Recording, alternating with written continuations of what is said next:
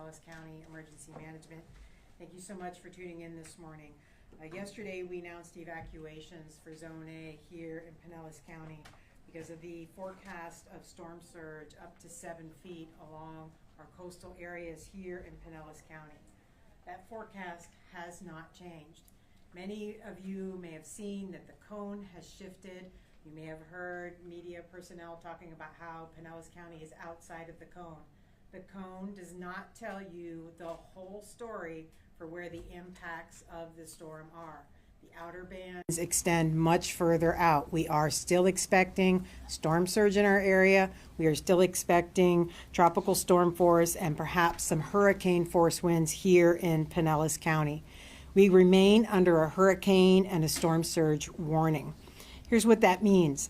If you live in a low-lying or coastal area, either on the Gulf side or the Bay side, the water is still expected to rise 4 to 7 feet between tonight and tomorrow.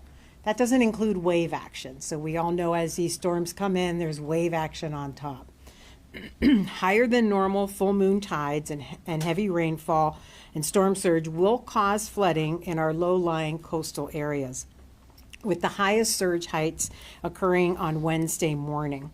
If you were here for Hurricane Ada, the flooding that we had, especially in our coastal areas, is going to be very similar to what we saw for Ada. And we know that we had over 1,000 homes with at least a couple inches of water inside of them. We had some homes that had more significant amounts and had a lot of damages. So it's very important that you are looking at that risk. This is why we asked for our Zone A, our barrier islands, and our coastal areas to evacuate to get you out of harm's way. For those of you that were here for Hurricane Irma or Ian, you may remember that the surge actually sucked the water out of the bay. That is not going to happen with this storm. This water is going to get pushed inland into Pinellas County. We also know that the winds that we're going to have here may be similar to what we saw for Hurricane Irma, and we did experience significant power outages across the county. We expect the winds to be highest along our barrier island and coastal areas on the western part of the county. Inland areas can still experience those tropical storm force winds sustained, with gusts perhaps even as high as 90 to 110 miles per hour. This really varies on whether or not this storm wobbles as it comes in and gets closer to us. So we just have to remain vigilant. I would encourage everybody to bring in your lawn furniture, bring in things that may become projectiles from your lawn. We want to make sure that everybody moves to a safe location before those tropical storm force winds arrive. And we're looking at around 7 or 8 p.m. tonight. This is subject to change depending on if the storm speeds up or if the storm extends out. We want to make sure that people are planning for this. You can stay with family or friends outside of the evacuation area, stay in a hotel or a motel outside of the evacuation area. Plus, we also have 10 shelters that are open for free for the public to come into. We heard during Hurricane Ian that a lot of people stayed home because of their pets. Please know that we have 3 pet-friendly shelters that are open right now and will remain open through the duration of the storm. These are located at Gibbs High School, Largo High School, and Palm Harbor University High School. We are also working with our residents who are electric dependent or have other special needs. We have 3 shelters available to accommodate them. Those shelters have generators. We have personnel from the Department of Health there to help those folks. If you were on our registry and we contacted you, we are providing transportation to get people to those shelters. I would encourage anybody who is on life-sustaining medical equipment that doesn't have a generator plan or backup power plan at home, you can call our County Information Center at 727-464-4333. We are arranging transportation for those that will need it, but keep in mind that we will have to pull our buses off of the road probably at least 1 to 2 hours before those tropical storm force winds. We've already heard from PSTA, their plan is to stop running buses at 5 p.m. So if you are relying on public transportation or you need transportation assistance, you need to be making those plans now so you can get your evacuation moved to that safe location further in county. Those rides for PSDA will be free, and again, they'll be running until 5 p.m. today. If you do evacuate to either a shelter or a friend's house, make sure that you take your vital documents, medications, pet supplies, lock your doors and turn off your power and gas, and head to that safe location. Storm surge flooding is going to be our biggest danger, but we also will be getting those winds as I talked about earlier. For those of you outside of the evacuation zone who will be riding out the storm in your homes, make sure you're ready. Please bring in those loose objects from your yard. We don't want them to become projectiles. Make sure that you have your basic supplies like food, bottled water, flashlights. It's a great time that if you've got those little power ports that you can use to recharge your phone, make sure you're charging that up. Charge your phones up. Make sure they're fully charged before you go to bed tonight. If you plan to use a generator, please don't use it during the storm inside. Afterwards, you can set up your generator outside and make sure that it's not venting towards your windows or doors. We don't want anybody to have issues with carbon monoxide. Operate it outside and away from windows. Once these tropical storm force winds start arriving this evening, it's very important that you continue to shelter in place and stay safe, even until after the storm. We need time to get out and remove any debris from the streets. We need to check and see if there's flooding and roads are impassable. With power outages or lines down, there's a possibility that intersections may not have working lights. So we'll need to make sure that we're treating those as four-way stops, and we want to try to get everything restored as quickly as possible. Duke Power has staged thousands of personnel here in our county, and you heard the governor talk yesterday. There are tens of thousands of additional electrical workers that have come in from across the country to help restore power as quickly as possible. We expect the winds to last overnight with the highest winds into the morning hours. So I want people to remember that once these winds get above tropical storm force, first responders may not be able to respond to you.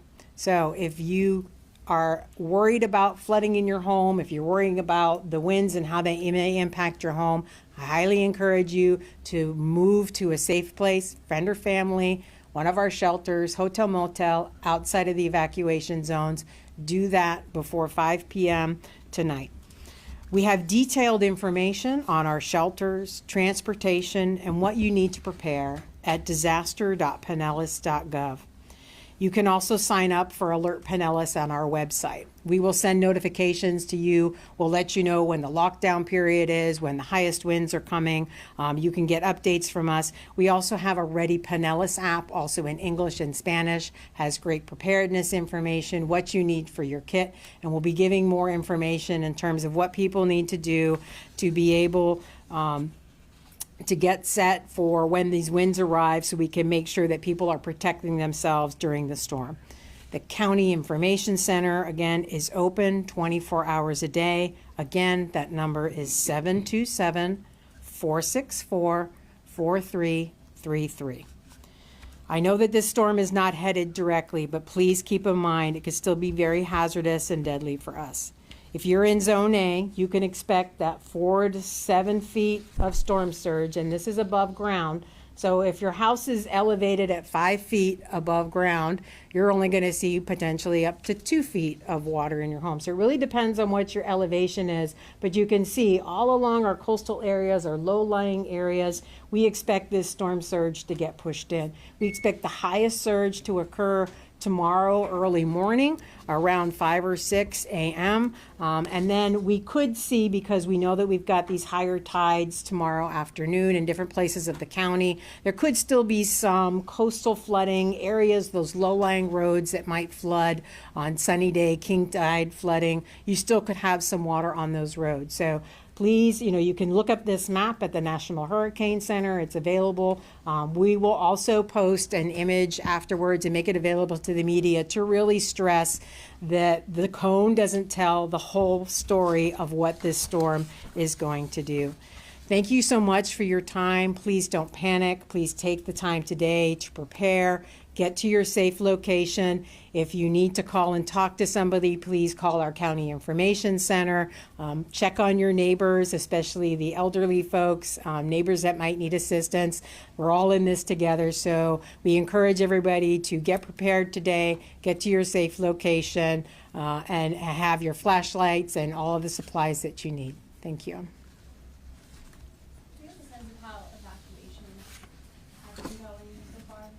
We have about 100 people in shelter this morning. The numbers are a bit lower, so our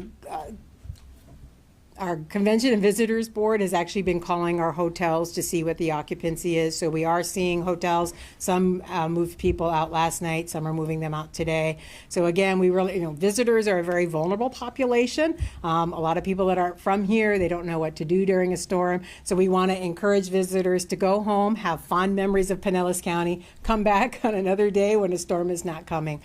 So we're going to continue to message. We want people to take this seriously, especially for these people in these coastal areas where the storm surge can come in. So we will continue to message and want to encourage people to evacuate out of these areas. Again, our mobile home parks, they're very vulnerable to winds. Our electric dependent folks, these are all folks that should be considering moving out of their homes, going into friends or family or shelters. You briefly mentioned it, but at what point will first responders not respond? They're going to really look at what the weather conditions are, for the higher profile vehicles. Once the winds get above 40 miles per hour, it's very dangerous for them. Lower profile vehicles may be able to continue sooner.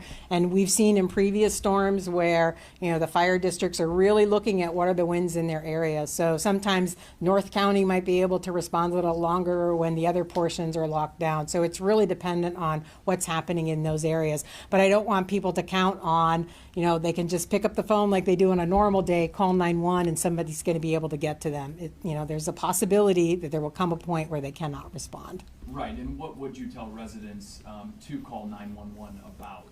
We've seen it so much in the past where power outages or something like that, lines down, trees all over the place, people calling 911. What would you tell them? Yeah, power outages, lines down, those aren't 911 calls. Those can be reported to FP&L. A lot of times FP&L is already aware of it. They can see that through their circuitry that they're monitoring. I would say if someone's having a house fire, life-threatening medical emergency, again, they can call 911. If the responders can get out to them, they certainly will. They do an awesome job, but we also have to make sure that they're safe as well. As far as what point you guys close the bridges, I saw Treasure Island post 40 miles per hour. Is that up to the municipalities or the county has a role in that as well? Whoever is responsible for those bridges will make that decision. So like the Sunshine Skyway falls under the state jurisdiction. That one tends to close down at 40 miles per hour sustained as well. So, and they'll post that. So as soon as we get information on any closures, we'll make sure that we're posting that to information.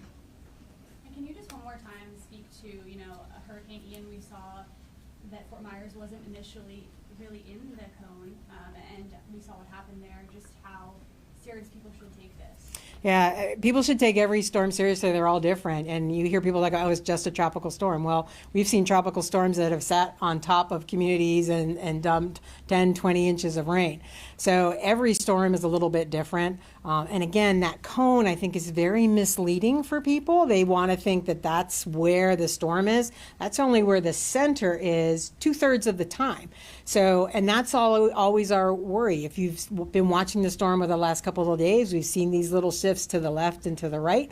It doesn't take much for it to shift more. If the front comes down sooner and it shifts it, steers it towards us, that's why we want people to remain vigilant. And again, you have to look at where those impacts are for the storm. How far out are those rain bands? We're going to be on the dirty side of the storm. There, is a potential out there for tornadoes to happen anywhere in these outer bands. Really strong squally winds and heavy downpours that could saturate and cause some localized flooding. So it's really important that people are paying attention. The cone to me is no longer a valuable tool. What I really look at is what are those impacts. You can get that from your local media stations and also from the National Weather Service.